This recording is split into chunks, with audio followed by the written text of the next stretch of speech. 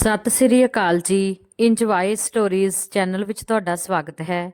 ਸ਼ੁਰੂ ਕਰਦੇ ਹਾਂ ਅੱਜ ਦੀ ਕਹਾਣੀ। ਗੁਰਨਾਮ ਸਿੰਘ ਤੇ ਮਨਜੀਤ ਕੌਰ ਨੇ ਆਪਣੇ ਇਕਲੌਤੇ ਬੇਟੇ ਗੁਰਵਿੰਦਰ ਨੂੰ ਬੜੇ ਹੀ ਲਾਡ ਪਿਆਰ ਨਾਲ ਪਾਲਿਆ ਸੀ। ਆਰਥਿਕ ਹਾਲਤ ਬਹੁਤ ਚੰਗੀ ਨਾ ਹੋਣ ਦੇ ਬਾਵਜੂਦ ਵੀ ਉਹਨਾਂ ਨੇ ਗੁਰਵਿੰਦਰ ਨੂੰ ਕਿਸੇ ਚੀਜ਼ ਦੀ ਕਮੀ ਨਹੀਂ ਹੋਣ ਦਿੱਤੀ। ਵਧੀਆ ਸੰਸਕਾਰ ਤੇ ਆਦਰਸ਼ ਸਿੱਖਿਆ ਦੇ ਨਾਲ ਵੱਡੇ ਬਜ਼ੁਰਗਾਂ ਦਾ ਸਨਮਾਨ ਕਰਨਾ, ਮਿੱਠਤ ਨਾਲ ਗੱਲ ਕਰਨੀ, ਸਭ ਕੁਝ ਸਿਖਾਇਆ ਤਾਂ ਕਿ ਜੀਵਨ ਵਿੱਚ ਉੱਚੇ ਮੁਕਾਮ ਤੇ ਪਹੁੰਚ ਪਾਵੇ, ਆਪਣੀ ਮੰਜ਼ਿਲ ਪ੍ਰਾਪਤ ਕਰ ਸਕੇ। ਇਸ ਦੇ ਲਈ ਜਿੱਥੋਂ ਤੱਕ ਹੋ ਸਕਿਆ ਗੁਰਨਾਮ ਸਿੰਘ ਜੀ ਤੇ ਮਨਜੀਤ ਕੌਰ ਨੇ ਹਰ ਸੰਭਵ ਯਤਨ ਕੀਤਾ। ਆਪਣੇ ਸੁੱਖ ਦੇ ਲਈ ਉਹਨਾਂ ਨੇ ਕੁਝ ਵੀ ਨਹੀਂ ਕੀਤਾ ਤੇ ਦੇਖਿਆ ਜਾਵੇ ਤਾਂ ਅੱਜ ਉਹਨਾਂ ਦੇ ਬੇਟੇ ਗੁਰਵਿੰਦਰ ਨੂੰ ਕਿਸੇ ਚੀਜ਼ ਦੀ ਕੋਈ ਕਮੀ ਨਹੀਂ ਸੀ। ਵਧੀਆ ਚੰਗੀ ਨੌਕਰੀ, ਵੱਡਾ ਘਰ, ਗੱਡੀ, ਐਸ਼ੋ ਆਰਾਮ ਦੀ ਕੋਈ ਕਮੀ ਨਹੀਂ ਸੀ। ਗੁਰਵਿੰਦਰ ਦੇ ਮਾਤਾ-ਪਿਤਾ ਨੂੰ ਗੁਰਵਿੰਦਰ ਤੋਂ ਬਹੁਤ ਉਮੀਦ ਸੀ। ਉਹਨਾਂ ਨੂੰ ਆਪਣੇ ਬੇਟੇ ਤੇ ਬਹੁਤ ਵਿਸ਼ਵਾਸ ਸੀ। ਉਹ ਅਕਸਰ ਆਪਸ ਵਿੱਚ ਗੱਲਾਂ ਕਰਦੇ ਕਿ ਗੁਰਵਿੰਦਰ ਦੇ ਰੂਪ ਵਿੱਚ ਰੱਬ ਨੇ ਸਾਨੂੰ ਕਿੰਨਾ ਚੰਗਾ ਬੇਟਾ ਦਿੱਤਾ ਹੈ। ਉਹ ਸਾਡੀ ਕਿੰਨੀ ਪਰਵਾਹ ਕਰਦਾ ਹੈ। ਕਰਮਾਂ ਵਾਲੇ ਹਾਂ ਆਪਾਂ, ਸਾਡਾ ਬੁਢਾਪਾ ਤਾਂ ਬੜੇ ਹੀ ਸੁੱਖ ਚੈਨ ਨਾਲ ਲੰਘੇਗਾ। ਗੁਰਵਿੰਦਰ ਵੀ ਆਪਣੇ ਮਾਤਾ-ਪਿਤਾ ਨੂੰ ਅਕਸਰ ਇਹੀ ਕਹਿੰਦਾ ਹੈ ਕਿ ਮੈਂ ਹਮੇਸ਼ਾ ਤੁਹਾਡਾ ਸਾਥ ਦੇਵਾਂਗਾ, ਤੁਹਾਡੇ ਨਾਲ ਰਹੂੰਗਾ, ਜੀਵਨ ਦੇ ਕਿਸੇ ਵੀ ਮੋੜ ਤੇ ਤੁਹਾਨੂੰ ਇਕੱਲਾ ਨਹੀਂ ਛੱਡਾਂਗਾ। ਪੜ੍ਹ ਲਿਖ ਕੇ ਇੱਕ ਬਹੁਤ ਵੱਡਾ ਆਦਮੀ ਬਣੂੰਗਾ, ਫਿਰ ਦੇਖਿਓ ਮੈਂ ਤੁਹਾਨੂੰ ਬਹੁਤ ਵਧੀਆ ਤਰੀਕੇ ਨਾਲ ਰੱਖੂੰਗਾ। ਬੇਟੇ ਦੇ ਮੂੰਹ ਵਿੱਚੋਂ ਅਜਿਹੀਆਂ ਗੱਲਾਂ ਸੁਣ ਕੇ ਗੁਰਨਾਮ ਸਿੰਘ ਜੀ ਤੇ ਮਨਜੀਤ ਕੌਰ ਖੁਸ਼ੀ ਨਾਲ ਫੁੱਲੇ ਨਹੀਂ ਸਮਾਉਂਦੇ ਸੀ। ਪਰ ਕਿਹਾ ਜਾਂਦਾ ਹੈ ਨਾ ਕਿ ਬੇਟੇ ਦੀ ਅਸਲੀ ਪਹਿਚਾਣ ਤਾਂ ਉਸਦੇ ਵਿਆਹ ਤੋਂ ਬਾਅਦ ਹੁੰਦੀ ਹੈ। ਠੀਕ ਉਸੇ ਤਰ੍ਹਾਂ ਗੁਰਵਿੰਦਰ ਦੇ ਪਰਿਵਾਰ ਦੀ ਰੋਜ਼ਮਰਾ ਦੀ ਜ਼ਿੰਦਗੀ ਉਸੇ ਤਰ੍ਹਾਂ ਚੱਲ ਰਹੀ ਸੀ ਜਿਵੇਂ ਜ਼ਿਆਦਾਤਰ ਪਰਿਵਾਰਾਂ ਦੀ ਹੁੰਦੀ ਹੈ।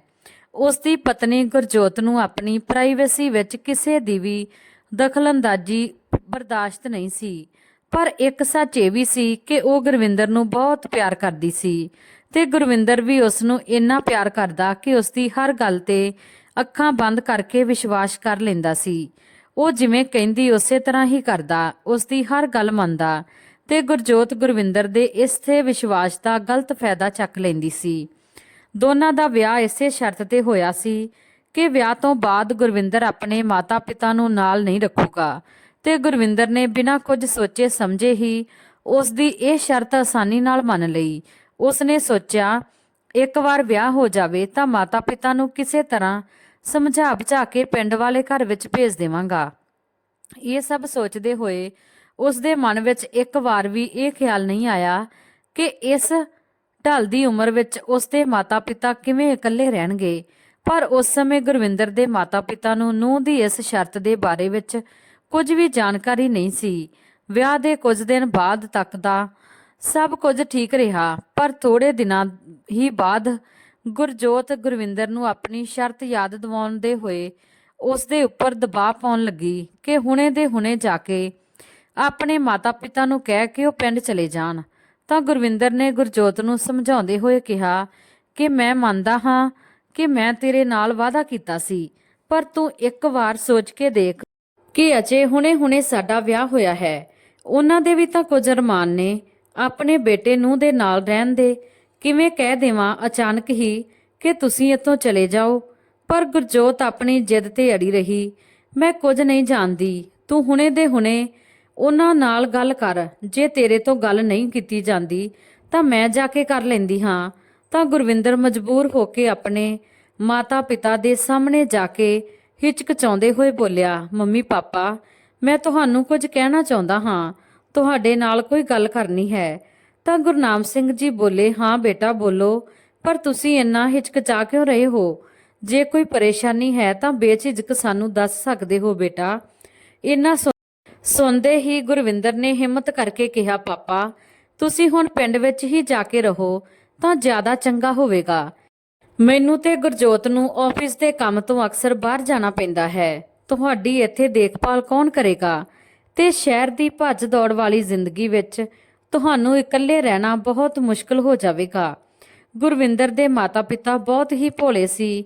ਉਹਨਾਂ ਨੂੰ ਸੱਚ ਵਿੱਚ ਲੱਗਿਆ ਕਿ ਉਹਨਾਂ ਦਾ ਬੇਟਾ ਉਹਨਾਂ ਦੀ ਇੰਨੀ ਚਿੰਤਾ ਕਰ ਰਿਹਾ ਹੈ, ਪਰ ਉਹ ਜਾਂਦੇ ਕਿੱਥੇ। ਪਿੰਡ ਵਾਲਾ ਘਰ, ਇੱਥੋਂ ਤੱਕ ਕਿ ਜ਼ਮੀਨ ਵੀ ਉਹ ਗੁਰਵਿੰਦਰ ਦੀ ਪੜ੍ਹਾਈ ਦੇ ਲਈ ਵੇਚ ਚੁੱਕੇ ਸੀ। ਪਰ ਗੁਰਵਿੰਦਰ ਨੂੰ ਉਹਨਾਂ ਨੇ ਇਸ ਗੱਲ ਦੀ ਬਿਲਕੁਲ ਭਿਣਕ ਤੱਕ ਨਹੀਂ ਲੱਗਣ ਦਿੱਤੀ। ਇਸ ਲਈ ਗੁਰਨਾਮ ਸਿੰਘ ਨੇ ਬਹਾਨਾ ਬਣਾਇਆ, ਬੇਟਾ ਗੁਰਵਿੰਦਰ, ਉਹ ਪਿੰਡ ਦੇ ਘਰ ਦੀ ਕੁਝ ਮੁਰੰਮਤ ਅਜੇ ਬਾਕੀ ਹੈ। ਜਿਵੇਂ ਹੀ ਪੂਰੀ ਹੋ ਜਾਵੇਗੀ ਅਸੀਂ ਉੱਥੇ ਚਲੇ ਜਾਵਾਂਗੇ। ਤੂੰ ਸਾਡੀ ਚਿੰਤਾ ਨਾ ਕਰ, ਅਸੀਂ ਆਪਣੀ ਦੇਖਭਾਲ ਖੁਦ ਕਰ ਸਕਦੇ ਹਾਂ। ਗੁਰਨਾਮ ਸਿੰਘ ਜੀ ਦੀ ਗੱਲ ਸੁਣ ਕੇ ਗੁਰਵਿੰਦਰ ਬਿਨਾਂ ਕੁਝ ਕਹੇ ਉੱਥੋਂ ਅੰਦਰ ਚਲਾ ਗਿਆ। ਅੰਦਰ ਜਾਂਦੇ ਹੀ ਗੁਰਜੋਤ ਨੇ ਕਿਹਾ, ਕੀ ਹੋਇਆ, ਇਸ ਤਰ੍ਹਾਂ ਮੂੰਹ ਕਿਉਂ ਲਟਕਾ ਕੇ ਆਏ ਹੋ? ਕੀ ਕਿਹਾ ਉਹਨਾਂ ਨੇ? ਤਾਂ ਗੁਰਵਿੰਦਰ ਨੇ ਆਪਣੇ ਮਾਤਾ ਪਿਤਾ ਦੁਆਰਾ ਕਹੀ ਗਈ ਗੱਲ ਗੁਰਜੋਤ ਨੂੰ ਦੱਸ ਦਿੱਤੀ। ਗੁਰਵਿੰਦਰ ਦੀ ਗੱਲ ਸੁਣਦੇ ਹੀ ਗੁੱਸੇ ਨਾਲ ਗੁਰਜੋਤ ਲਾਲ ਪੀਲੀ ਹੋ ਗਈ। ਕਹਿਣ ਲੱਗੀ, ਇਹ ਸਭ ਤਾਂ ਬਸ ਬਹਾਨੇ ਨੇ। ਅਜਿਹੇ ਲੋਕਾਂ ਨੂੰ ਆਦਤ ਹੀ ਹੁੰਦੀ ਹੈ ਬਸ ਸਿਰ ਤੇ ਬੈਠ ਕੇ ਰੋਟੀਆਂ ਤੋੜਨ ਦੀ। ਬਹੁਤ ਹੋ ਗਿਆ, ਤੂੰ ਆਪਣੀ ਸ਼ਰਤ ਅਜੇ ਤੱਕ ਪੂਰੀ ਨਹੀਂ ਕੀਤੀ। ਛੇਤੀ ਉਹਨਾਂ ਦਾ ਕੋਈ ਇੰਤਜ਼ਾਮ ਕਰ, ਨਹੀਂ ਤਾਂ ਇਸ ਦਾ ਅੰਜਾਮ ਇੰਨਾ ਬੁਰਾ ਹੋਵੇਗਾ ਕਿ ਤੂੰ ਸੋਚ ਵੀ ਨਹੀਂ ਸਕਦਾ। ਆਪਣੇ ਮਾਤਾ ਪਿਤਾ ਦੇ ਲਈ ਇੰਨੀਆਂ ਕੌੜੀਆਂ ਗੱਲਾਂ ਸੁਣ ਕੇ ਤਾਂ ਤਕਲੀਫ ਤਾਂ ਗੁਰਵਿੰਦਰ ਨੂੰ ਵੀ ਬਹੁਤ ਹੋਈ ਸੀ, ਪਰ ਫਿਰ ਵੀ ਉਹ ਚੁੱਪ ਰਿਹਾ। ਜਿਸ ਮਾਤਾ ਪਿਤਾ ਨੇ ਉਸਦੇ ਲਈ ਇੰਨਾ ਸਭ ਕੁਝ ਕੀਤਾ, ਉਹਨਾਂ ਦੇ ਹੱਕ ਵਿੱਚ ਕਹਿਣ ਦੇ ਲਈ ਉਸਦੇ ਕੋਲ ਇੱਕ ਸ਼ਬਦ ਵੀ ਨਹੀਂ ਸੀ। ਸੱਚ ਵਿੱਚ ਔਲਾਦ ਇਸ ਤਰ੍ਹਾਂ ਦੀ ਹੁੰਦੀ ਹੈ। ਉਹ ਗੁਰਜੋਤ ਦੇ ਪਿਆਰ ਵਿੱਚ ਇਸ ਤਰ੍ਹਾਂ ਗਵਾਚ ਗਿਆ ਸੀ ਕਿ ਇਹ ਵੀ ਭੁੱਲ ਗਿਆ ਕਿ ਅੱਜ ਉਹ ਜੋ ਕੁਝ ਵੀ ਹੈ, ਜਿਸ ਮੁਕਾਮ ਤੇ ਹੈ, ਸਿਰਫ ਤੇ ਸਿਰਫ ਆਪਣੇ ਮਾਤਾ ਪਿਤਾ ਦੀ ਬਦੌਲਤ ਹੈ। ਉਸ ਸਮੇਂ ਤਾਂ ਗੁਰਵਿੰਦਰ ਨੇ ਗੁਰਜੋਤ ਨੂੰ ਭਰੋਸਾ ਦਿਵਾਇਆ ਕਿ ਛੇਤੀ ਹੀ ਕੁਝ ਕਰੇਗਾ, ਪਰ ਆਏ ਦਿਨ ਇਸ ਗੱਲ ਨੂੰ ਲੈ ਕੇ ਗੁਰਜੋਤ ਤੇ ਗੁਰਵਿੰਦਰ ਦੇ ਵਿੱਚ ਝਗੜਾ ਹੁੰਦਾ ਰਹਿੰਦਾ। ਇਸ ਗੱਲ ਦੀ ਥੋੜੀ ਬਹੁਤ ਭਿਣਕ ਗੁਰਨਾਮ ਸਿੰਘ ਜੀ ਤੇ ਮਨਜੀਤ ਕੌਰ ਨੂੰ ਵੀ ਹੋਣ ਲੱਗੀ, ਪਰ ਉਹ ਮੀਆਂ ਬੀਵੀ ਤੇ ਛੋਟੇ-ਮੋਟੇ ਝਗੜਿਆਂ ਨੂੰ ਸਮਝ ਕੇ ਅਣਦੇਖਾ ਕਰ ਦਿੰਦੇ। ਕਦੇ-ਕਦੇ ਗੁਰਵਿੰਦਰ ਨੂੰ ਉਹਨਾਂ ਤੇ ਦਇਆ ਵੀ ਆ ਜਾਂਦੀ, ਪਰ ਅਜਿਹੀ ਦਇਆ ਕਿਸ ਕੰਮ ਦੀ ਜੋ ਆਪਣੇ ਮਾਤਾ-ਪਿਤਾ ਦੇ ਬੁਢਾਪੇ ਦਾ ਸਹਾਰਾ ਹੀ ਨਾ ਬਣ ਸਕੇ। ਉਹ ਗੁਰਜੋਤ ਦੀਆਂ ਗੱਲਾਂ ਦਾ ਪੂਰੀ ਤਰ੍ਹਾਂ ਸਮਰਥਨ ਕਰਨ ਲੱਗਿਆ। ਉਹ ਕਹਿੰਦੇ ਹੈ ਨਾ ਕਿ ਜਿਹੋ ਜਿਹੀ ਸੰਗਤ ਉਸੇ ਤਰ੍ਹਾਂ ਦੀ ਰੰਗਤ ਹੋ ਜਾਂਦੀ ਹੈ। ਗੁਰਜੋਤ ਦੇ ਨਾਲ ਰਹਿੰਦੇ ਰਹਿੰਦੇ ਉਸ ਨੂੰ ਵੀ ਗੱਲ-ਗੱਲ ਤੇ ਆਪਣੇ ਮਾਤਾ-ਪਿਤਾ ਦੀ ਰੋਕ ਟੋਕ ਤੇ ਗੁੱਸਾ ਆਉਣ ਲੱਗਿਆ ਸੀ। ਗੁਰਵਿੰਦਰ ਗੁਰਜੋਤ ਦੇ ਰੰਗ ਵਿੱਚ ਪੂਰੀ ਤਰ੍ਹਾਂ ਰੰਗ ਚੁੱਕਿਆ ਸੀ। ਹੁਣ ਜਿਸ ਤਰ੍ਹਾਂ ਗੁਰਜੋਤ ਚੰਗੀ ਬਣਨ ਦਾ ਦਿਖਾਵਾ ਕਰਦੀ ਸੀ, ਉਸੇ ਤਰ੍ਹਾਂ ਹੌਲੀ-ਹੌਲੀ ਗੁਰਵਿੰਦਰ ਵੀ ਇਹੀ ਕੰਮ ਕਰਨ ਲੱਗਿਆ। ਗੁਰਜੋਤ ਤਾਂ ਕੁਝ ਸ਼ਾਂਤ ਇਸ ਲਈ ਵੀ ਰਹਿੰਦੀ ਸੀ ਕਿ ਉਸ ਨੂੰ ਘਰ ਦਾ ਕੋਈ ਕੰਮ ਨਹੀਂ ਕਰਨਾ ਪੈਂਦਾ ਸੀ। ਸਾਰਾ ਕੰਮ ਉਸ ਦੀ ਸੱਸ ਤੇ ਸਹੁਰਾ ਹੀ ਕਰਦੇ ਸੀ। ਪਰ ਅੱਜ ਜਦੋਂ ਗੁਰਵਿੰਦਰ ਨੇ ਆਪਣੇ ਪ੍ਰਮੋਸ਼ਨ ਦੀ ਖਬਰ ਸੁਣਾਈ ਤਾਂ ਗੁਰਜੋਤ ਤਾਂ ਜਿਵੇਂ ਖੁਸ਼ੀ ਵਿੱਚ ਪਾਗਲ ਹੋ ਗਈ ਸੀ। ਦੂਜੇ ਪਾਸੇ ਗੁਰਵਿੰਦਰ ਦੇ ਮਾਤਾ-ਪਿਤਾ ਨੂੰ ਵੀ ਇਹੀ ਲੱਗ ਰਿਹਾ ਸੀ ਕਿ ਉਹ ਵੀ ਬੇਟੇ ਦੇ ਨਾਲ ਵਿਦੇਸ਼ ਰਹਿਣ ਜਾਣਗੇ। ਇਸ ਲਈ ਉਹ ਵੀ ਖੁਸ਼ ਹੋ ਕੇ ਆਪਣੇ ਸਮਾਨ ਦੀ ਪੈਕਿੰਗ ਕਰਨ ਲੱਗੇ।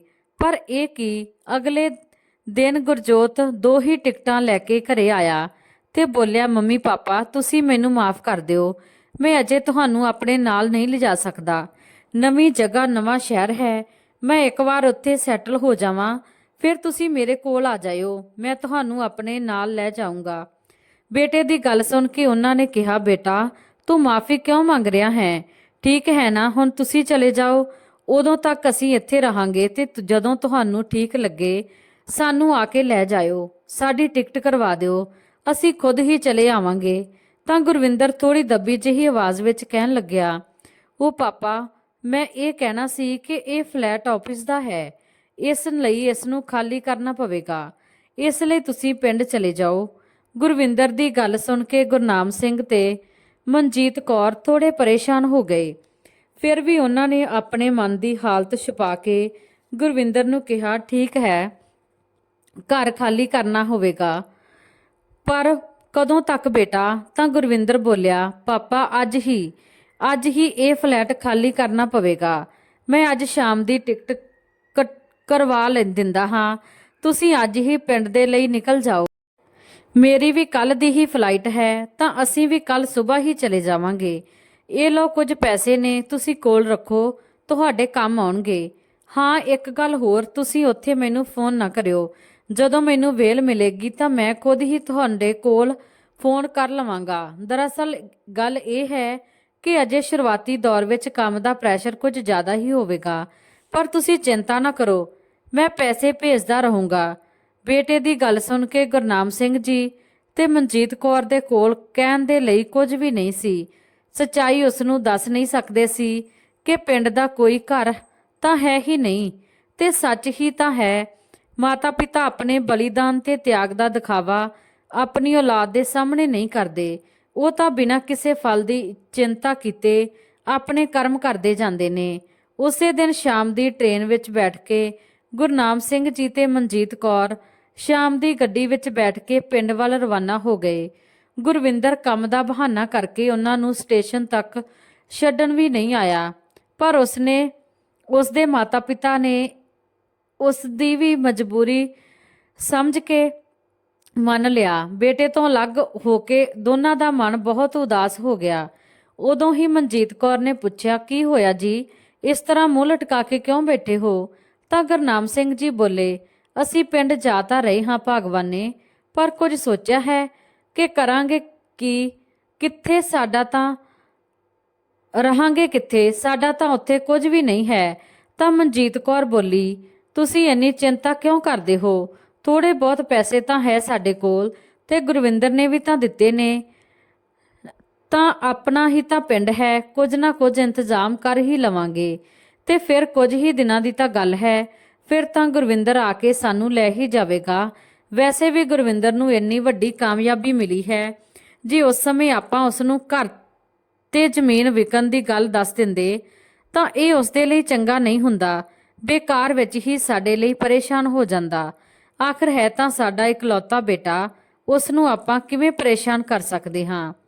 ਗੱਲਾਂ ਕਰਦੇ ਕਰਦੇ ਗੁਰਨਾਮ ਸਿੰਘ ਤੇ ਮਨਜੀਤ ਕੌਰ ਤਾਂ ਪਿੰਡ ਪਹੁੰਚ ਗਏ, ਪਰ ਇਧਰ ਗੁਰਵਿੰਦਰ ਆਪਣੇ ਬੁੱਢੇ ਮਾਤਾ ਪਿਤਾ ਤੋਂ ਛੁਟਕਾਰਾ ਪਾ ਕੇ ਉਹਨਾਂ ਨੂੰ ਪਿੰਡ ਭੇਜਣ ਤੋਂ ਬਾਅਦ ਉਸਨੇ ਆਪਣੀ ਸਾਰੀ ਪਲੈਨਿੰਗ, ਸਾਰੀ ਚਾਲਬਾਜ਼ੀ ਗੁਰਜੋਤ ਨੂੰ ਦੱਸੀ। ਗੁਰਜੋਤ ਤਾਂ ਪਹਿਲਾਂ ਤੋਂ ਹੀ ਇਹੀ ਚਾਹੁੰਦੀ ਸੀ। ਉਸਨੇ ਕਿਹਾ, ਆਖਰ ਤੂੰ ਆਪਣੀ ਸ਼ਰਤ ਪੂਰੀ ਕਰ ਹੀ ਦਿੱਤੀ।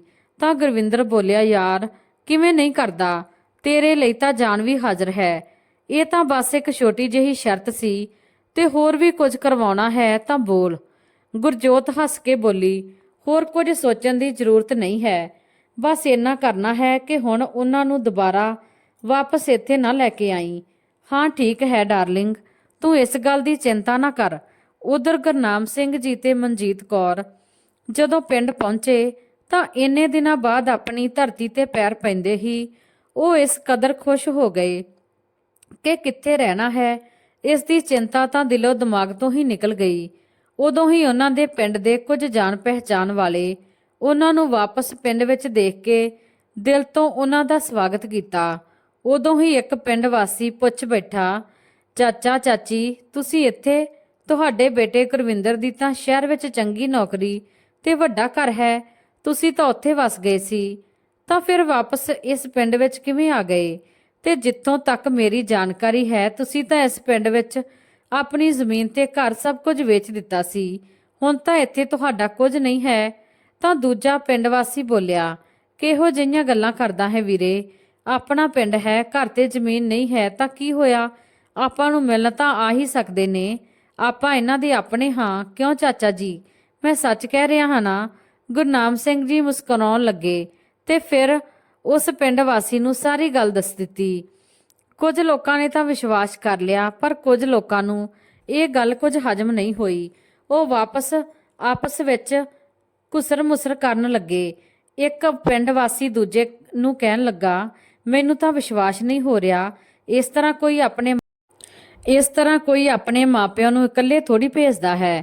ਉਹਨਾਂ ਨੇ ਕੀ ਕੁਝ ਨਹੀਂ ਕੀਤਾ ਗੁਰਵਿੰਦਰ ਦੀ ਪੜ੍ਹਾਈ ਦੀ ਖਾਤਰ, ਆਪਣਾ ਘਰ ਜ਼ਮੀਨ ਸਭ ਕੁਝ ਵੇਚ ਦਿੱਤਾ। ਮੈਨੂੰ ਤਾਂ ਦਾਲ ਵਿੱਚ ਕੁਝ ਕਾਲਾ ਲੱਗ ਰਿਹਾ ਹੈ। ਤਾਂ ਦੂਸਰਾ ਪਿੰਡ ਵਾਸੀ ਬੋਲਿਆ, ਦਾਲ ਵਿੱਚ ਕਾਲਾ ਨਹੀਂ, ਮੈਨੂੰ ਤਾਂ ਪੂਰੀ ਦਾਲ ਹੀ ਕਾਲੀ ਨਜ਼ਰ ਆ ਰਹੀ ਹੈ। ਵਿਚਾਰੇ ਚਾਚਾ ਚਾਚੀ ਇਸ ਉਮਰ ਵਿੱਚ ਕਿੱਥੇ ਜਾਣਗੇ ਤੇ ਕੀ ਕਰਨਗੇ? ਰੱਬ ਕਰੇ ਜਿਵੇਂ ਆਪਾਂ ਸੋਚ ਰਹੇ ਹਾਂ ਅਜਿਹਾ ਉਹਨਾਂ ਦੇ ਨਾਲ ਕੁਝ ਨਾ ਹੋਇਆ ਹੋਵੇ, ਪਰ ਅੱਜ ਕੱਲ ਦੇ ਇਹਨਾਂ ਬੱਚਿਆਂ ਦਾ ਕੋਈ ਯਕੀਨ ਵੀ ਤਾਂ ਨਹੀਂ ਕਰ ਸਕਦੇ। ਪੜ੍ਹ ਲਿਖ ਕੇ ਇੰਨੇ ਅੱਗੇ ਨਿਕਲ ਜਾਂਦੇ ਨੇ ਕਿ ਆਪਣੇ ਸੰਸਕਾਰ ਹੀ ਭੁੱਲ ਜਾਂਦੇ ਨੇ। ਤਾਂ ਦੂਜਾ ਪਿੰਡ ਵਾਸੀ ਬੋਲਿਆ, ਮੈਂ ਤਾਂ ਆਪਣੇ ਬੇਟੇ ਨੂੰ ਸ਼ਹਿਰ ਕਦੇ ਨਹੀਂ ਭੇਜੂੰਗਾ, ਉਹ ਵੀ ਉੱਥੇ ਜਾ ਕੇ ਇਸ ਤਰ੍ਹਾਂ ਹੀ ਹੋ ਜਾਵੇਗਾ। ਇਸੇ ਤਰ੍ਹਾਂ ਪਿੰਡ ਦੇ ਲੋਕ ਆਪਸ ਵਿੱਚ ਗੱਲਾਂ ਬਾਤਾਂ ਕਰ ਰਹੇ ਸੀ ਕਿ ਪਿੰਡ ਦਾ ਸਰਪੰਚ ਉੱਥੇ ਆ ਪਹੁੰਚਿਆ ਤੇ ਗੁਰਵਿੰਦਰ ਦੇ ਮਾਤਾ-ਪਿਤਾ ਨੂੰ ਦੇਖ ਕੇ ਉਹਨਾਂ ਨੂੰ ਬੁਲਾਇਆ। ਪਰ ਉਸ ਨੂੰ ਹੈਰਾਨੀ ਹੋਈ। ਸਰਪੰਚ ਨੇ ਪੁੱਛਿਆ, ਚਾਚਾ ਜੀ ਤੁਸੀਂ ਇੱਥੇ ਪਿੰਡ ਵਿੱਚ ਸਭ ਕੁਝ ਠੀਕ ਤਾਂ ਹੈ ਨਾ? ਗੁਰਵਿੰਦਰ ਤਾਂ ਬਹੁਤ ਵੱਡਾ ਆਦਮੀ ਬਣ ਗਿਆ ਹੈ। ਚਾਚਾ ਜੀ ਕਦੇ ਆਉਂਦਾ ਵੀ ਨਹੀਂ ਸਾਨੂੰ ਮਿਲਣ। ਤਾਂ ਗੁਰਨਾਮ ਸਿੰਘ ਜੀ ਤੇ ਉਸ ਜੀ ਨੇ ਉਸ ਨੂੰ ਸਾਰੀ ਗੱਲ ਦੱਸੀ, ਜਿਸ ਨੂੰ ਸੁਣ ਕੇ ਉਹ ਇੰਨਾ ਤਾਂ ਸਮਝ ਗਿਆ ਕਿ ਗੱਲ ਕੁਝ ਹੋਰ ਹੈ, ਬਹੁਤ ਵੱਡੀ ਹੈ। ਪਰ ਉਹ ਗੁਰਵਿੰਦਰ ਦੇ ਮਾਤਾ-ਪਿਤਾ ਦੀ ਬਹੁਤ ਇੱਜ਼ਤ ਕਰਦਾ ਸੀ, ਇਸ ਲਈ ਉਹਨਾਂ ਨੇ ਉਹਨਾਂ ਦੇ ਸਾਹਮਣੇ ਕੁਝ ਨਹੀਂ ਕਿਹਾ ਤੇ ਆਪਣੇ ਨਾਲ ਲਿਜਾ ਕੇ ਪਿੰਡ ਵਿੱਚ ਹੀ ਇੱਕ ਛੋਟੇ ਜਿਹੇ ਘਰ ਵਿੱਚ ਉਹਨਾਂ ਦੇ ਰਹਿਣ ਦਾ ਇੰਤਜ਼ਾਮ ਕਰ ਦਿੱਤਾ ਤੇ ਬੋਲੇ, ਚਾਚਾ ਜੀ ਤੁਸੀਂ ਚਿੰਤਾ ਨਾ ਕਰੋ, ਮੈਂ ਹੁਣੇ ਆਪਣੀ ਪਤਨੀ ਨੂੰ ਕਹਿ ਕੇ ਖਾਣੇ ਦੇ ਲਈ ਕੁਝ ਭਿਜਵਾ ਦਿੰਦਾ ਹਾਂ। ਤਾਂ ਕਿਸੇ ਵੀ ਚੀਜ਼ ਦੀ ਜ਼ਰੂਰਤ ਹੋਵੇ ਤਾਂ ਬੇਝਿਜਕ ਮੈਨੂੰ ਕਹਿ ਦਿਓ। ਤਾਂ ਗੁਰਨਾਮ ਸਿੰਘ ਜੀ ਨੇ ਮੁਸਕਰਾਉਂਦੇ ਹੋਏ ਕਿਹਾ, ਹਾਂ ਹਾਂ ਜ਼ਰੂਰ ਕਹਿ ਦੇਵਾਂਗੇ। ਵੈਸੇ ਵੀ ਅਸੀਂ ਤਾਂ ਇੱਥੇ ਕੁਝ ਦਿਨਾਂ ਦੇ ਮਹਿਮਾਨ ਹਾਂ। ਜਿਵੇਂ ਹੀ ਗੁਰਵਿੰਦਰ ਉੱਥੇ ਜਾ ਕੇ ਸੈਟਲ ਹੋ ਜਾਵੇਗਾ ਤਾਂ ਸਾਨੂੰ ਲੈ ਕੇ ਚਲਾ ਜਾਵੇਗਾ। ਤੈਨੂੰ ਜ਼ਿਆਦਾ ਦਿਨ ਕਸ਼ਟ ਨਹੀਂ ਦੇਵਾਂਗੇ। ਸਰਪੰਚ ਹਲਕੀ ਜਿਹੀ ਮੁਸਕਾਨ ਲੈ ਕੇ ਉੱਥੋਂ ਚਲਾ ਗਿਆ। ਮਨ ਹੀ ਮਨ ਸੋਚਣ ਲੱਗਿਆ, ਹੇ ਰੱਬਾ, ਇਹਨਾਂ ਦੇ ਨਾਲ ਕੁਝ ਗਲਤ ਨਾ ਹੋਇਆ ਹੋਵੇ। ਇਹਨਾਂ ਦਾ ਬੇਟਾ ਇਹਨਾਂ ਨੂੰ ਜ਼ਰੂਰ ਆ ਕੇ ਲੈ ਜਾਵੇ। ਸਰਪੰਚ ਤੇ ਪਿੰਡ ਵਾਲਿਆਂ ਨੂੰ ਵੀ ਇੰਤਜ਼ਾਰ ਸੀ, ਹੁਣ ਤਾਂ ਉਹਨਾਂ ਦਾ ਬੇਟਾ ਜ਼ਰੂਰ ਆਵੇਗਾ।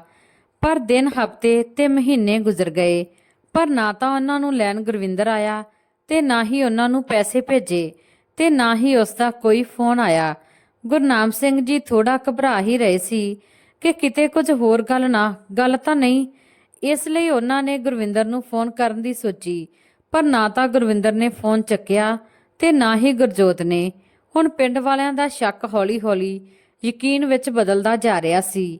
ਉਹ ਗੁਰਨਾਮ ਸਿੰਘ ਜੀ ਨੂੰ ਬੋਲੇ, ਚਾਚਾ ਜੀ ਤੁਹਾਡੇ ਬੇਟੇ ਨੇ ਤੁਹਾਡੇ ਨਾਲ ਧੋਖਾ ਕੀਤਾ ਹੈ, ਉਹ ਤੁਹਾਨੂੰ ਕਦੇ ਵੀ ਨਹੀਂ ਲੈਣ ਆਵੇਗਾ।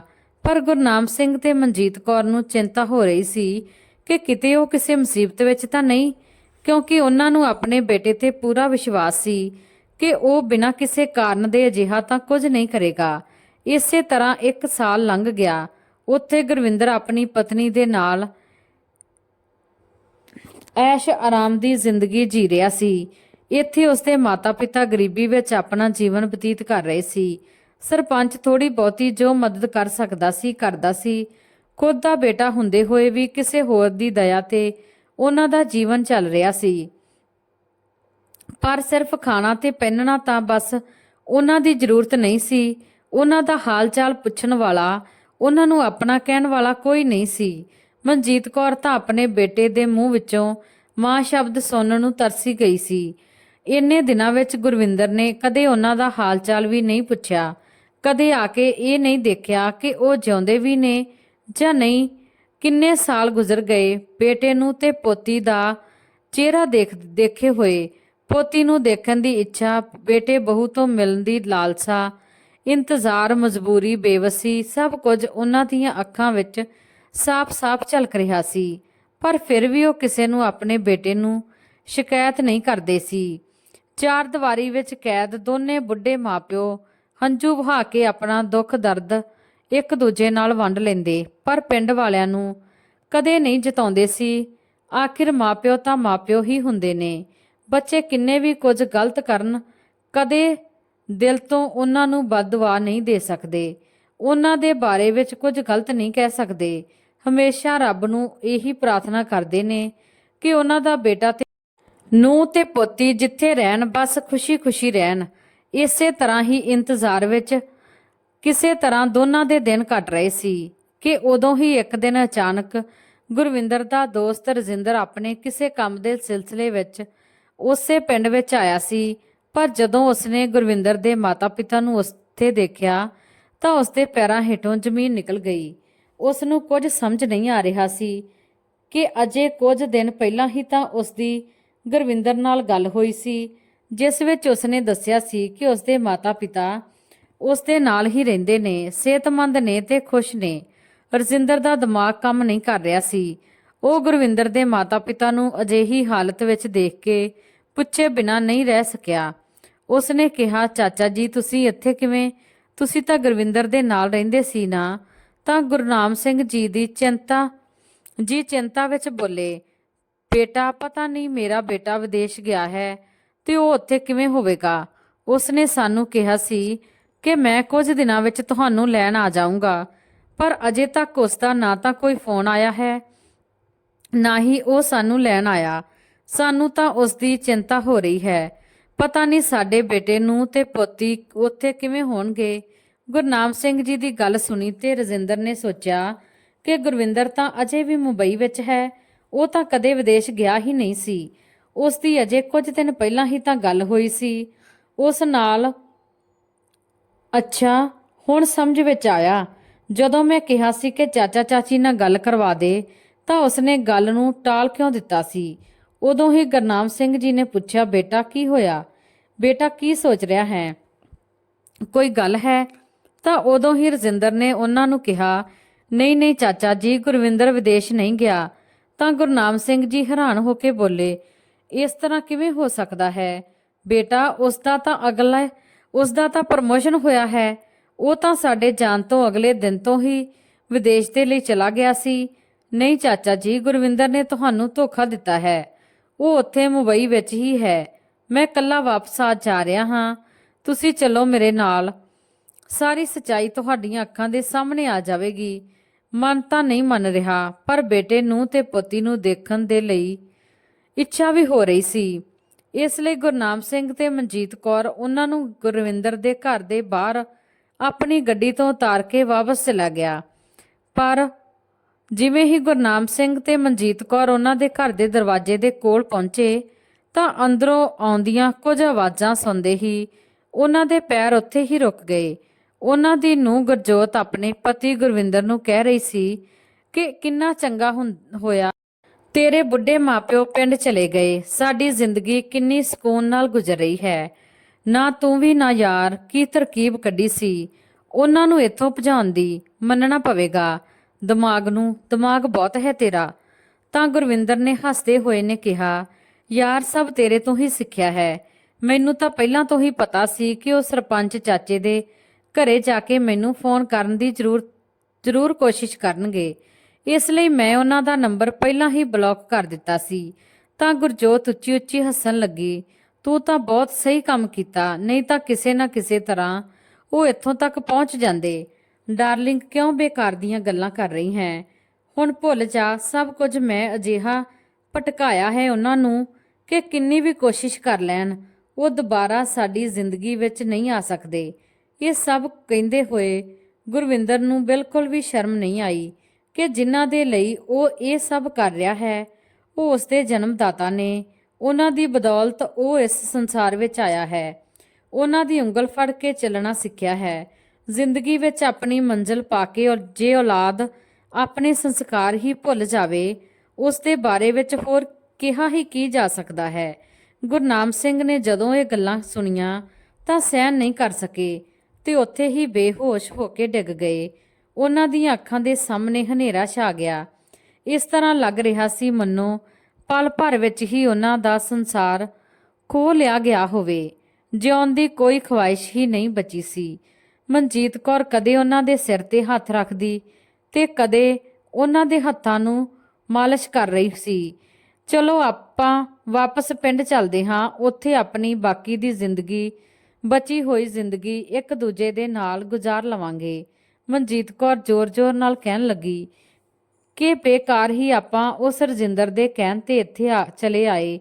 ਨਾ ਆਉਂਦੇ ਤਾਂ ਇੰਨੇ ਦਿਨਾਂ ਤੋਂ ਜਿਸ ਭਰਮ ਵਿੱਚ ਅਸੀਂ ਜਿਉ ਰਹੇ ਸੀ ਕਿ ਸਾਡਾ ਬੇਟਾ ਸਾਡਾ ਹੈ, ਆਪਣਾ ਖੂਨ ਹੈ, ਉਹ ਕਦੇ ਕੁਝ ਗਲਤ ਨਹੀਂ ਕਰੇਗਾ। ਉਸੇ ਭਰਮ ਵਿੱਚ ਜਿਉਂਦੇ ਰਹਿੰਦੇ, ਉਸੇ ਭਰਮ ਵਿੱਚ ਇਸ ਦੁਨੀਆ ਤੋਂ ਵਿਦਾ ਹੋ ਜਾਂਦੇ। ਹੇ ਰੱਬਾ, ਇਹ ਸਭ ਕੁਝ ਦੇਖਣ ਤੋਂ ਪਹਿਲਾਂ ਮੈਨੂੰ ਚੱਕ ਕਿਉਂ ਨਹੀਂ ਲਿਆ? ਪਰ ਮਨਜੀਤ ਕੌਰ ਦੀਆਂ ਗੱਲਾਂ ਸ਼ਾਇਦ ਗੁਰਨਾਮ ਸਿੰਘ ਦੇ ਕੰਨਾਂ ਤੱਕ ਪਹੁੰਚ ਹੀ ਨਹੀਂ ਪਾ ਰਹੀਆਂ ਸੀ, ਕਿਉਂਕਿ ਉਹ ਸਾਰੇ ਜੰਜਾਲਾਂ ਤੋਂ ਮੁਕਤ ਹੋ ਕੇ ਹਮੇਸ਼ਾ ਦੇ ਲਈ ਇਸ ਦੁਨੀਆ ਤੋਂ ਵਿਦਾ ਹੋ ਚੁੱਕੇ ਸੀ। ਮਨਜੀਤ ਕੌਰ ਜ਼ੋਰ-ਜ਼ੋਰ ਨਾਲ ਰੋਣ ਲੱਗੀ, ਤੁਸੀਂ ਤਾਂ ਚਲੇ ਗਏ, ਪਰ ਮੈਨੂੰ ਕਿਸ ਦੇ ਭਰੋਸੇ ਛੱਡ ਕੇ ਗਏ ਹੋ? ਇਸ ਕਦਰ ਘਰ ਦੇ ਬਾਹਰ ਰੋਣ ਦੀਆਂ ਆਵਾਜ਼ਾਂ ਸੁਣ ਕੇ ਆਸ-ਪਾਸ ਦੇ ਸਾਰੇ ਲੋਕ ਇਕੱਠੇ ਹੋ ਗਏ। ਗੁਰਵਿੰਦਰ ਤੇ ਗੁਰਜੋਤ ਵੀ ਘਰ ਤੋਂ ਬਾਹਰ ਆਏ। ਭੀੜ ਵਿੱਚ ਆ ਕੇ ਦੇਖਿਆ ਤਾਂ ਉਸਦੇ ਪਾਪਾ ਮ੍ਰਿਤਕ ਹਾਲਤ ਵਿੱਚ ਘਰ ਦੀ ਦਹਲੀਜ਼ ਤੇ ਪਏ ਸੀ ਤੇ ਕੋਲ ਹੀ ਉਸਦੀ ਮਾਂ ਬੈਠੀ ਰੋ ਰਹੀ ਸੀ। ਇਹ ਸਾਰਾ ਮਾਜਰਾ ਗੁਰਵਿੰਦਰ ਨੂੰ ਸਮਝ ਨਹੀਂ ਆ ਰਿਹਾ ਸੀ ਕਿ ਆਖਿਰ ਉਸਦੇ ਮਾਤਾ-ਪਿਤਾ ਇੱਥੋਂ ਤੱਕ ਪਹੁੰਚੇ ਕਿਵੇਂ। ਉਹਨਾਂ ਨੂੰ ਕਿਵੇਂ ਪਤਾ ਲੱਗਿਆ ਕਿ ਉਹ ਇੱਥੇ ਹੀ ਨੇ। ਪਰ ਉਹ ਇਹ ਸੋਚ ਰਿਹਾ ਸੀ ਕਿ ਉਦੋਂ ਹੀ ਉਸਦੇ ਦੋਸਤ ਰਜਿੰਦਰ ਦਾ ਫੋਨ ਆ ਗਿਆ। ਗੁਰਵਿੰਦਰ ਨੂੰ ਕਹਿਣ ਲੱਗਿਆ, ਗੁਰਵਿੰਦਰ ਚਾਚਾ ਚਾਚੀ ਕਿੱਥੇ ਨੇ? ਮੇਰੀ ਉਹਨਾਂ ਨਾਲ ਗੱਲ ਕਰਵਾ, ਮੈਂ ਹੀ ਉਹਨਾਂ ਨੂੰ ਪਿੰਡ ਤੋਂ ਲੈ ਕੇ ਆਇਆ ਹਾਂ। ਮੈਂ ਕਿਹਾ ਸੀ ਮੈਂ ਉਹਨਾਂ ਨੂੰ ਅੰਦਰ ਤੱਕ ਛੱਡ ਦਿੰਦਾ ਹਾਂ, ਪਰ ਉਹਨਾਂ ਨੇ ਜਿੱਦ ਕੀਤੀ ਕਿ ਉਹ ਖੁਦ ਚਲੇ ਜਾਣਗੇ, ਇਸ ਲਈ ਮੈਂ ਉਹਨਾਂ ਨੂੰ ਤੇਰੇ ਦਰਵਾਜ਼ੇ ਤੇ ਛੱਡ ਕੇ ਹੀ ਚਲਾ ਗਿਆ। ਹੁਣ ਗੁਰਵਿੰਦਰ ਨੂੰ ਸਾਰੀ ਗੱਲ ਸਮਝ ਵਿੱਚ ਆ ਗਈ ਸੀ ਕਿ ਸ਼ਾਇਦ ਉਸਦੇ ਪਾਪਾ ਨੇ ਉਹਨਾਂ ਦੀਆਂ ਸਾਰੀਆਂ ਗੱਲਾਂ ਸੁਣ ਲਈਆਂ ਸੀ, ਜਿਸ ਦੇ ਕਾਰਨ ਉਹ ਇਹ ਬਰਦਾਸ਼ਤ ਨਹੀਂ ਕਰ ਪਾਏ ਤੇ ਇਸ ਦੁਨੀਆ ਤੋਂ ਚਲੇ ਗਏ।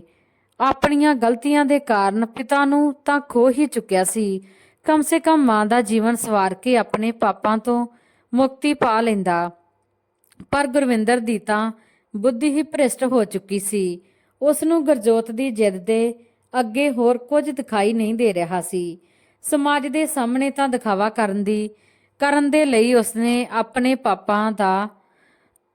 ਪਾਪਾ ਦਾ ਅੰਤਿਮ ਸੰਸਕਾਰ ਕੀਤਾ ਤੇ ਮਾਂ ਨੂੰ ਰਹਿਣ ਦੇ ਲਈ ਘਰ ਵਿੱਚ ਇੱਕ ਛੋਟੀ ਜਿਹੀ ਜਗ੍ਹਾ ਵੀ ਦੇ ਦਿੱਤੀ। ਪਰ ਅਜੇ ਵੀ ਗੁਰਵਿੰਦਰ ਉਸਦੀਆਂ ਅੱਖਾਂ ਨਹੀਂ ਖੁੱਲੀਆਂ ਸੀ। ਗੁਰਜੋਤ ਨੇ ਗੁਰਵਿੰਦਰ ਦੀ ਮਾਂ ਨੂੰ ਘਰ ਵਿੱਚ ਰਹਿਣ ਦੀ ਇਜਾਜ਼ਤ ਦੇ ਦਿੱਤੀ ਸੀ, ਪਰ ਉਸਦੇ ਨਾਲ ਨੌਕਰਾਂ ਵਾਂਗੂ ਵਰਤਾ ਕਰਦੀ, ਇੱਥੋਂ ਤੱਕ ਕਿ ਪੋਤੀ ਨੂੰ ਵੀ ਨਹੀਂ ਮਿਲਣ ਦਿੰਦੀ ਸੀ। ਮਨਜੀਤ ਕੌਰ ਤਾਂ ਵੈਸੇ ਵੀ ਪਤੀ ਦੇ ਦੇਹਾਂਤ ਤੋਂ ਬਾਅਦ ਸ਼ਾਂਤ ਹੋ ਗਈ, ਬਿਲਕੁਲ ਇਕੱਲੀ ਤੇ ਮਜਬੂਰ। ਇਸ ਲਈ ਦੁਬਾਰਾ ਕੀਤੇ ਗਏ ਬੁਰੇ ਵਰਤਾਅ ਨੂੰ ਇਸ ਤਰ੍ਹਾਂ ਸਹਿਣ ਕਰ ਜਾਂਦੀ ਜਿਵੇਂ ਉਹਨਾਂ ਨੂੰ ਕਿਸੇ ਗੱਲ ਦਾ ਕੋਈ ਅਸਰ ਹੀ ਨਾ ਹੋ ਰਿਹਾ ਹੋਵੇ। ਉਹ ਇੱਕ ਜਿੰਦਾ ਲਾਸ਼ ਦੇ ਸਮਾਨ ਹੋ ਗਈ ਸੀ। ਪਰ ਹੌਲੀ-ਹੌਲੀ ਉਹਨਾਂ ਨੇ ਹਾਲਾਤਾਂ ਨਾਲ ਸਮਝੌਤਾ ਕਰ ਲਿਆ। ਵਾਪਸ ਇਕੱਲੇ ਪਿੰਡ 'ਚ ਆ ਕੇ ਕਰਦੀ ਵੀ ਕੀ, ਹੁਣ ਜ਼ਿੰਦਗੀ ਦੇ ਦਿਨ ਹੀ ਕਿੰਨੇ ਬਚੇ ਨੇ। ਇਹੀ ਸੋਚ ਕੇ ਬੁਰੇ ਤੋਂ ਬੁਰੇ ਹਾਲਾਤ ਵਿੱਚ ਵੀ ਰਹਿਣ ਦੇ ਲਈ ਇੱਕ ਮਜਬੂਰੀ ਬਣ ਗਈ ਸੀ। ਗੁਰਵਿੰਦਰ ਦੀ ਬੇਟੀ ਹੁਣ 8 ਸਾਲ ਦੀ ਹੋ ਚੁੱਕੀ ਸੀ, ਇਸ ਲਈ ਉਸਦੇ ਸਾਹਮਣੇ ਜੋ ਕੁਝ ਹੁੰਦਾ ਉਹ ਸਭ ਕੁਝ ਸਮਝਦੀ ਸੀ। ਉਸ ਨੂੰ ਬਿਲਕੁਲ ਚੰਗਾ ਨਹੀਂ ਲੱਗਦਾ ਸੀ ਇੱਕ ਬੁੱਢੀ ਔਰਤ ਨੂੰ ਉਸਦੇ ਮਾਤਾ-ਪਿਤਾ ਕਿਸ ਤਰ੍ਹਾਂ ਸਤਾਉਂਦੇ ਨੇ। ਇੱਕ ਦਿਨ ਉਸਨੇ ਆਪਣੀ ਮੰਮੀ ਨੂੰ ਪੁੱਛਿਆ ਕਿ ਮੰਮੀ, ਇਹ ਬੁੱਢੀ ਆਂਟੀ ਕੌਣ ਹੈ?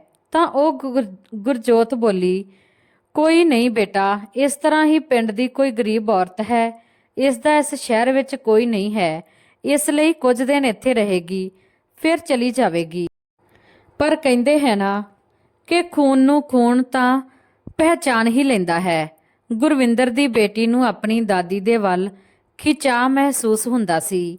ਇੱਕ ਦਿਨ ਜਦੋਂ ਗੁਰਵਿੰਦਰ ਤੇ ਗੁਰਜੋਤ ਸੌਂ ਗਏ ਤਾਂ ਉਹਨਾਂ ਦੀ ਬੇਟੀ ਪ੍ਰੀਤ ਹੌਲੀ ਜਿਹੀ ਆਪਣੀ ਦਾਦੀ ਦੇ ਕਮਰੇ ਵਿੱਚ ਆ ਗਈ ਤੇ ਪੁੱਛਣ ਲੱਗੀ ਕਿ ਆਂਟੀ ਤੁਸੀਂ ਕੌਣ ਹੋ? ਤੁਸੀਂ ਮੈਨੂੰ ਬਹੁਤ ਚੰਗੇ ਲੱਗਦੇ ਹੋ। ਤਾਂ ਮਨਜੀਤ ਕੌਰ ਨੇ ਉਸ ਨੂੰ ਆਪਣੀ ਗੋਦੀ ਵਿੱਚ ਬਿਠਾਉਂਦੇ ਹੋਏ ਕਿਹਾ, ਬੇਟਾ ਮੈਂ ਤੇਰੀ ਦਾਦੀ ਹਾਂ। ਤੂੰ ਜਦੋਂ ਬਹੁਤ ਛੋਟੀ ਸੀ ਤਾਂ ਮੈਨੂੰ ਦੇਖਿਆ ਸੀ, ਹੁਣ ਤੂੰ ਬਹੁਤ ਵੱਡੀ ਹੋ ਗਈ ਹੈ, ਇਸ ਲਈ ਤੂੰ ਪਹਿਚਾਨ ਨਹੀਂ ਪਾ ਰਹੀ। ਤਾਂ ਪ੍ਰੀਤ ਬੋਲੀ, ਅੱਛਾ ਤੁਸੀਂ ਮੇਰੀ ਦਾਦੀ ਹੋ, ਪਰ ਮੰਮੀ ਪਾਪਾ ਨੇ ਤਾਂ ਪਹਿਲਾਂ ਕਦੇ ਨਹੀਂ ਦੱਸਿਆ ਕਿ ਮੇਰੀ ਕੋਈ ਦਾਦੀ ਵੀ ਹੈ। ਬੇਟਾ ਜ਼ਰੂਰ ਦੱਸਿਆ ਹੋਵੇਗਾ, ਤੂੰ ਭੁੱਲ ਗਈ ਹੋਵੇਂਗੀ। ਅੱਛਾ ਨਹੀਂ ਦੱਸਿਆ ਤਾਂ ਕੀ ਹੋਇਆ, ਹੁਣ ਤਾਂ ਤੇਰੀ ਦਾਦੀ ਤੇਰੇ ਕੋਲ ਹੈ ਨਾ। ਕਹਿੰਦੇ ਹੋਏ ਮਨਜੀਤ ਕੌਰ ਨੂੰ ਉਸ ਨੂੰ ਗਲੇ ਨਾਲ ਲਾ ਲਿਆ ਤੇ ਪ੍ਰੀਤ ਬੋਲੀ, ਦਾਦੀ ਪਤਾ ਨਹੀਂ ਕਿਉਂ ਮੰਮਾ ਤੁਹਾਨੂੰ ਗੰਦੀ ਗੰਦੀ ਕਹਿੰਦੇ ਨੇ, ਪਰ ਤੁਸੀਂ ਤਾਂ ਬਹੁਤ ਚੰਗੇ ਹੋ। ਮੈਨੂੰ ਤੁਹਾਡੇ ਕੋਲ ਬੈਠ ਕੇ ਬਹੁਤ ਚੰਗਾ ਲੱਗਦਾ ਹੈ। ਦਾਦੀ ਮੈਂ ਤੁਹਾਨੂੰ ਇੱਥੋਂ ਕਦੇ ਨਹੀਂ ਜਾਣ ਦੇਵਾਂਗੀ, ਤੁਸੀਂ ਹਮੇਸ਼ਾ ਇੱਥੇ ਰਹੋ ਮੇਰੇ ਨਾਲ। ਹੁਣ ਦਾਦੀ ਆਪਣੀ ਪੋਤੀ ਨੂੰ ਕੀ ਕਹੇ। ਪੋਤੀ ਦੀਆਂ ਗੱਲਾਂ ਸੁਣ ਕੇ ਮਨਜੀਤ ਕੌਰ ਦੀਆਂ ਅੱਖਾਂ ਵਿੱਚ ਹੰਝੂ ਆ ਗਏ। ਚੁੱਪ ਹੋ ਕੇ ਮਨਜੀਤ ਕੌਰ ਭਰੀਆਂ ਨਜ਼ਰਾਂ ਨਾਲ ਬਸ ਪੋਤੀ ਨੂੰ ਦੇਖਦੀ ਰਹੀ। ਉਸ ਦੀ ਗੋਦੀ ਵਿੱਚ ਬੈਠਦੇ ਹੀ ਅਜਿਹਾ ਲੱਗ ਰਿਹਾ ਸੀ ਜਿਵੇਂ ਉਸ ਦਾ ਸਾਰਾ ਦਰਦ ਗਾਇਬ ਹੋ ਗਿਆ ਹੋਵੇ। ਇੰਨੇ ਵਿੱਚ ਅਚਾਨਕ ਉੱਥੇ ਗੁਰਜੋਤ ਆ ਗਈ ਤੇ ਗੁੱਸੇ ਵਿੱਚ ਅੱਗ ਬਬੂਲਾ ਹੋ ਕੇ ਆਪਣੀ ਬੇਟੀ ਨੂੰ ਝਟਕੇ ਨਾਲ ਖਿੱਚਿਆ ਤੇ ਬੋਲੀ, ਬੁੜੀਏ ਤੇਰੀ ਹਿੰਮਤ ਕਿਵੇਂ ਹੋਈ ਮੇਰੀ ਧੀ ਨੂੰ ਹੱਥ ਲਾਉਣ ਦੀ। ਫਿਰ ਆਪਣੀ ਬੇਟੀ ਨੂੰ ਝਿੜਕਦੇ ਹੋਏ ਕਹਿਣ ਲੱਗੀ, ਬੇਟਾ ਇਸ ਔਰਤ ਦੀ ਗੱਲ ਨਹੀਂ ਸੁਣਨੀ, ਇਹ ਝੂਠੀ ਔਰਤ ਹੈ। ਗਰੀਬ ਲੋਕ ਹੁੰਦੇ ਹੀ ਅਜਿਹੇ ਨੇ, ਆਪਣੇ ਫਾਇਦੇ ਦੇ ਲਈ ਝੂਠ ਬੋਲਦੇ ਨੇ, ਤੂੰ ਇਸ ਤੋਂ ਦੂਰ ਰਹਿ। ਕਹਿੰਦੇ ਹੋਏ ਗੁਰਜੋਤ ਪ੍ਰੀਤ ਨੂੰ ਲੈ ਕੇ ਅੰਦਰ ਚਲੀ ਗਈ ਤੇ ਅੰਦਰ ਜਾ ਕੇ ਗੁਰਵਿੰਦਰ ਤੇ ਵਰਸਣ ਲੱਗੀ ਕਿ ਇਹ ਬੁੜੀ ਆਖਿਰ ਕਦੋਂ ਤੱਕ ਸਾਡੇ ਘਰ ਵਿੱਚ ਪਈ ਰਹੇਗੀ। ਤੂੰ ਇਸ ਨੂੰ ਜਾਂ ਤਾਂ ਪਿੰਡ ਛੱਡ ਕੇ ਆ ਜਾ ਜਾਂ ਫਿਰ ਕਿਸੇ ਬਿਰਧ ਆਸ਼ਰਮ ਵਿੱਚ ਭੇਜ ਦੇ। ਤੂੰ ਤਾਂ ਕਿਹਾ ਸੀ ਕਿ ਤੂੰ ਪੂਰੀ ਪਲੈਨਿੰਗ ਕਰ ਲਈ ਹੈ, ਤਾਂ ਕੀ ਹੋਇਆ ਤੇਰੇ ਪਲਾਨ ਦਾ? ਇਸ ਗੱਲ ਨੂੰ ਲੈ ਕੇ ਗੁਰਵਿੰਦਰ ਰੋਜ਼ ਆਪਣੀ ਮਾਂ ਨੂੰ ਕੁਝ ਨਾ ਕੁਝ ਸੁਣਾਉਂਦਾ ਰਹਿੰਦਾ। ਉਸ ਨੂੰ ਮਾਂ ਦਾ ਦਰਦ ਬਿਲਕੁਲ ਨਹੀਂ ਦਿਸ ਰਿਹਾ ਸੀ ਤਾਂ ਸਿਰਫ ਸਮਾਜ ਜਿਸ ਨੂੰ ਦਿਖਾਉਣ ਦੇ ਲਈ ਹੀ ਉਸਨੇ ਮਾਂ ਨੂੰ ਆਪਣੇ ਘਰ ਵਿੱਚ ਜਗ੍ਹਾ ਦਿੱਤੀ ਸੀ। ਆਪਣੇ ਬੇਟੇ ਬਹੂ ਦਾ ਇਸ ਤਰ੍ਹਾਂ ਦਾ ਰੂਪ ਦੇਖ ਕੇ ਮਨਜੀਤ ਕੌਰ ਅੰਦਰ ਹੀ ਅੰਦਰ ਘੁੱਟਦੀ ਰਹੀ। ਉਸਨੇ ਕਦੇ ਸੁਪਨੇ ਵਿੱਚ ਵੀ ਨਹੀਂ ਸੋਚਿਆ ਸੀ ਕਿ ਉਸ ਦਾ ਬੇਟਾ ਅਜਿਹਾ ਨਿਕਲੇਗਾ, ਜਿਸ ਪਿਤਾ ਨੇ ਉਸ ਦੇ ਲਈ ਆਪਣਾ ਸਭ ਕੁਝ ਤਿਆਗ ਦਿੱਤਾ। ਉਸਨੇ ਉਸੇ ਪਿਤਾ ਦੀ ਜਾਨ ਲੈ ਲਈ। ਮਾਂ ਨੂੰ ਹੁਣ ਆਪਣੇ ਬੇਟੇ ਤੋਂ ਕੋਈ ਉਮੀਦ ਨਹੀਂ ਸੀ। ਬੇਟਾ ਤਾਂ ਪਹਿਲਾਂ ਤੋਂ ਹੀ ਪਰਾਇਆ ਹੋ ਚੁੱਕਿਆ ਸੀ। ਪਤੀ ਦੇ ਜਾਣ ਦੇ ਦੁੱਖ ਦੇ ਬੇਟੇ ਦੇ ਨਿਰਾਦਰ ਦੀ ਵਜ੍ਹਾ ਨਾਲ ਮਨਜੀਤ ਕੌਰ ਅੰਦਰ ਤੋਂ ਪੂਰੀ ਤਰ੍ਹਾਂ ਟੁੱਟ ਚੁੱਕੀ ਸੀ। ਉਹ ਉਸ ਰਾਤ ਸਿਰਫ ਪਾਣੀ ਪੀ ਕੇ ਹੀ ਸੌਂ ਗਈ। ਸਵੇਰ ਹੁੰਦੇ ਹੀ ਗੁਰਜੋਤ ਚਾਹ ਦੇ ਲਈ ਸ਼ੋਰ ਮਚਾਉਣ ਲੱਗੀ, ਪਰ ਬਹੁਤ ਦੇਰ ਤੱਕ ਜਦੋਂ ਕੋਈ ਆਵਾਜ਼ ਨਹੀਂ ਆਈ ਤਾਂ ਗੁਰਜੋਤ ਗੁੱਸੇ ਵਿੱਚ ਮਨਜੀਤ ਕੌਰ ਦੇ ਕਮਰੇ ਵਿੱਚ ਚਲੀ ਗਈ ਤੇ ਜਾ ਕੇ ਜ਼ੋਰ ਨਾਲ ਚੀਕਣ ਲੱਗੀ, ਬੁੜੀਏ ਅਜੇ ਤੱਕ ਸੌਂ ਰਹੀ ਹੈ? ਸਾਰਾ ਕੰਮ ਕੌਣ ਕਰੂਗਾ? ਗੁਰਜੋਤ ਦੇ ਬਹੁਤ ਚੀਕਣ ਤੇ ਵੀ ਜਦੋਂ ਮਨਜੀਤ ਕੌਰ ਨਹੀਂ ਉੱਠੀ ਤਾਂ ਉਹ ਉਸਦੇ ਕੋਲ ਜਾ ਕੇ ਉਸ ਨੂੰ ਹਿਲਾਉਣ ਲੱਗੀ, ਪਰ ਉਸਦੇ ਤਾਂ ਸਾਹ ਹੀ ਹੁਣ ਬੰਦ ਹੋ ਚੁੱਕੇ ਸੀ। ਗੁਰਜੋਤ ਜ਼ੋਰ-ਜ਼ੋਰ ਨਾਲ ਉੱਚੀ-ਉੱਚੀ ਗੁਰਵਿੰਦਰ ਨੂੰ ਬੁਲਾਉਣ ਲੱਗੀ। ਉਸ ਦੀ ਆਵਾਜ਼ ਸੁਣ ਕੇ ਗੁਰਵਿੰਦਰ ਭੱਜ ਕੇ ਆਇਆ ਤੇ ਮਾਂ ਨੂੰ ਮ੍ਰਿਤਕ ਅਵਸਥਾ ਵਿੱਚ ਦੇਖ ਕੇ ਹੈਰਾਨ ਹੋ ਗਿਆ। ਪਹਿਲਾਂ ਪਾਪਾ ਤੇ ਹੁਣ ਮਾਂ ਵੀ ਉਸ ਨੂੰ ਛੱਡ ਕੇ ਜਾ ਚੁੱਕੀ ਸੀ। ਅੱਜ ਪਤਾ ਨਹੀਂ ਕਿਉਂ ਮਾਂ ਦੀ ਲਾਸ਼ ਨੂੰ ਦੇਖ ਕੇ ਗੁਰਵਿੰਦਰ ਜ਼ੋਰ ਨਾਲ ਰੋਣ ਲੱਗਿਆ। ਅੱਜ ਉਸ ਨੂੰ ਆਪਣੀ ਗਲਤੀ ਦਾ ਅਹਿਸਾਸ ਹੋਇਆ ਕਿ ਇਹ ਮੈਂ ਕੀ ਕਰ ਦਿੱਤਾ, ਪਰ ਜਿਉਂਦੇ ਜੀ ਤਾਂ ਉਸਨੇ ਕਦੇ ਆਪਣੇ ਮਾਪਿਓ ਨੂੰ ਸੁੱਖ ਨਹੀਂ ਦਿੱਤਾ, ਪਾਣੀ ਤੱਕ ਵੀ ਨਹੀਂ ਪੀਣ ਦਿੱਤਾ, ਤਾਂ ਅੱਜ ਉਹਨਾਂ ਦੇ ਜਾਣ ਤੋਂ ਬਾਅਦ ਪਛਤਾਉਣ ਨਾਲ ਕੀ ਹੋਵੇਗਾ? ਕਿੰਨੇ ਵੀ ਜਨਮ ਲੈ ਲਵੇ ਪਰ ਮਾਪਿਓ ਦਾ ਕਰਜ਼ ਕਦੇ ਨਹੀਂ ਲਾ ਸਕੇਗਾ। ਸਭ ਕੁਝ ਮਿਲਦਾ ਹੈ ਜ਼ਿੰਦਗੀ ਵਿੱਚ, ਪਰ ਦੁਬਾਰਾ ਮਾਤਾ ਪਿਤਾ ਨਹੀਂ ਮਿਲਦੇ। ਹੁਣ ਗੁਰਵਿੰਦਰ ਪਛਤਾਵੇ ਦੀ ਅੱਗ ਵਿੱਚ ਸੜ ਰਿਹਾ ਸੀ ਕਿ ਕਾਸ਼ ਜੇ ਉਹ ਆਪਣੀ ਪਤਨੀ ਦੀਆਂ ਗੱਲਾਂ ਵਿੱਚ ਆ ਕੇ ਆਪਣੇ ਮਾਤਾ ਪਿਤਾ ਦਾ ਨਿਰਾਦਰ ਨਾ ਕਰਦਾ, ਕਾਸ਼ ਉਹਨਾਂ ਨੂੰ ਪਿੰਡ ਹੀ ਨਾ ਭੇਜਿਆ ਹੁੰਦਾ, ਕਾਸ਼ ਉਹਨਾਂ ਨੂੰ ਵਾਪਸ ਹੀ ਲੈ ਆਉਂਦਾ। ਕਾਸ਼ ਹੁਣ ਗੁਰਵਿੰਦਰ ਦੇ ਕੋਲ ਕਾਸ਼ ਤੋਂ ਇਲਾਵਾ ਕੁਝ ਨਹੀਂ ਬਚਿਆ ਸੀ। ਹੁਣ ਇਸੇ ਪਛਤਾਵੇ ਦੇ ਨਾਲ ਉਸ ਨੂੰ ਪੂਰੀ ਉਮਰ ਗੁਜ਼ਾਰਨੀ ਪਵੇਗੀ। ਹਰ ਮਾਤਾ ਪਿਤਾ ਆਪਣੇ ਬੱਚਿਆਂ ਨੂੰ ਚੰਗੇ ਸੰਸਕਾਰ ਹੀ ਦਿੰਦੇ ਨੇ ਤੇ ਔਲਾਦ ਇਹ ਚੰਗੀ ਤਰ੍ਹਾਂ ਸਮਝਦੀ ਹੈ ਕਿ ਉਸਦੇ ਮਾਤਾ ਪਿਤਾ ਨੇ ਉਸ ਨੂੰ ਇੱਕ ਵਧੀਆ ਜੀਵਨ ਦੇਣ ਦੇ ਲਈ ਖੁਦ ਨੂੰ ਭੁਲਾ ਕੇ ਆਪਣਾ ਸਭ ਕੁਝ ਤਿਆਗ ਦਿੱਤਾ ਹੈ। ਪਰ ਜਿਵੇਂ-ਜਿਵੇਂ ਬੱਚੇ ਸਮਝਦਾਰੀ ਦੀ ਦੁਨੀਆ ਵਿੱਚ ਪੈਰ ਰੱਖਦੇ ਨੇ, ਆਪਣੇ ਮਾਤਾ ਪਿਤਾ ਦਾ ਕਿਸੇ ਗੱਲ ਤੇ ਉਹਨਾਂ ਦਾ ਰੋਕ-ਟੋਕ ਕਰਨਾ ਬੇਤੁਕੀ ਤੇ ਬੇਮੈਨੇ ਲੱਗਦਾ ਹੈ। ਮਾਤਾ ਪਿਤਾ ਦੀ ਹਰ ਗੱਲ ਤੇ ਉਹ ਤਰਕ ਕਰਨੀ ਸ਼ੁਰੂ ਕਰ ਦਿੰਦੇ ਨੇ। ਮਾਤਾ ਪਿਤਾ ਤਾਂ ਖੁਦ ਆਪਣੀ ਔਲਾਦ ਦਾ ਭਲਾ ਹੀ ਚਾਹੁੰਦੇ ਨੇ, ਪਰ ਉਹ ਇਸ ਚਿੰਤਾ ਨੂੰ ਬੰਦਿਸ਼ ਸਮਝਦੇ ਨੇ ਤੇ ਇਸ ਤਰ੍ਹਾਂ ਸਮੱਸਿਆਵਾਂ ਅਕਸਰ ਔਲਾਦ ਦੇ ਵਿਆਹ ਤੋਂ ਬਾਅਦ ਹੀ ਦਿਖਾਈ ਦਿੰਦੀਆਂ ਨੇ ਤੇ ਦੋਸ਼ ਪੂਰਾ ਬਗਾਨੇ ਘਰ ਤੋਂ ਆਈ ਨੂੰਹ ਨੂੰ ਦਿੱਤਾ ਜਾਂਦਾ ਹੈ। ਪਰ ਦੋਸਤੋ, ਆਪਣੇ ਮਾਤਾ ਪਿਤਾ ਦੇ ਪ੍ਰਤੀ ਫਰਜ਼ ਨਿਭਾਉਣੇ ਇੱਕ ਬੇਟੇ ਦੇ ਹੁੰਦੇ ਨੇ ਜਾਂ ਇੱਕ ਨੂੰਹ ਦੇ।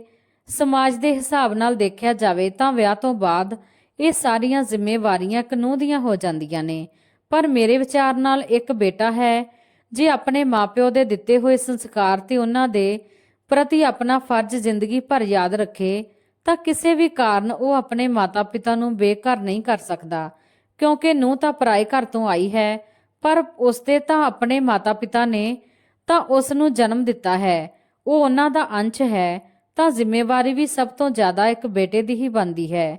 ਤੇ ਬੇਟਾ ਚਾਹੇ ਤਾਂ ਨੂੰਹ ਦੀ ਔਕਾਤ ਵੀ ਨਹੀਂ ਹੈ ਕਿ ਉਸਦੇ ਰਹਿੰਦੇ ਹੋਏ ਉਸਦੀ ਪਤਨੀ ਉਸਦੇ ਮਾਤਾ ਪਿਤਾ ਨੂੰ ਕੁਝ ਕਹਿ ਵੀ ਦੇਵੇ। ਦੋਸਤੋ, ਇਹ ਸੀ ਜੀ ਆਪਣੀ ਅੱਜ ਦੀ ਕਹਾਣੀ। ਜੇਕਰ ਤੁਹਾਨੂੰ ਕਹਾਣੀ ਵਧੀਆ ਲੱਗੀ ਤਾਂ ਲਾਈਕ, ਸ਼ੇਅਰ, ਕਮੈਂਟ ਜ਼ਰੂਰ ਕਰਨਾ ਤੇ ਚੈਨਲ ਨੂੰ ਸਬਸਕ੍ਰਾਈਬ ਕਰਨਾ ਕਦੇ ਨਾ ਭੁੱਲਣਾ। ਕਹਾਣੀ ਸੁਣਨ ਦੇ ਲਈ ਤੁਹਾਡਾ ਬਹੁਤ ਬਹੁਤ ਧੰਨਵਾਦ। ਮਿਲਦੇ ਹਾਂ ਕਿਸੇ ਨਵੀਂ ਕਹਾਣੀ ਦੇ ਨਾਲ। ਤਦ ਤੱਕ ਲਈ ਸਤਿ ਸ੍ਰੀ ਅਕਾਲ ਜੀ।